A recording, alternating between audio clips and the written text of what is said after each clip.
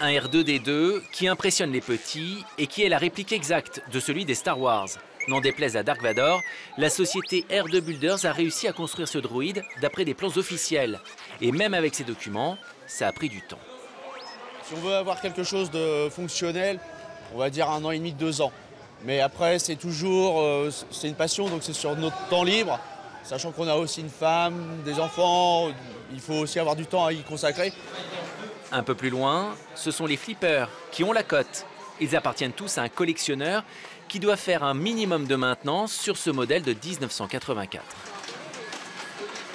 Si le flipper il marche, dans 10 ans, si on fait rien, c'est comme si votre voiture, vous changez jamais les freins, l'embrayage, les pneus.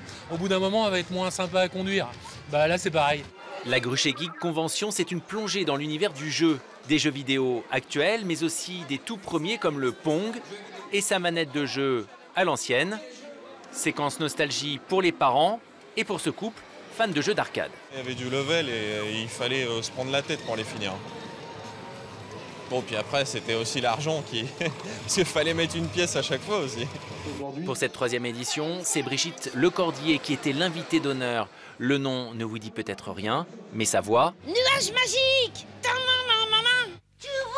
Elle a doublé plus d'une centaine de personnages de dessins animés, dont celui de Sangoku, le héros de Dragon Ball.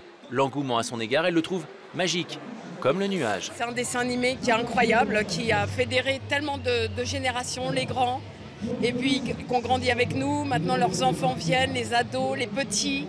L'objectif fixé par les organisateurs était de 6000 visiteurs cette année sur le week-end, et il a été dépassé dès la première journée.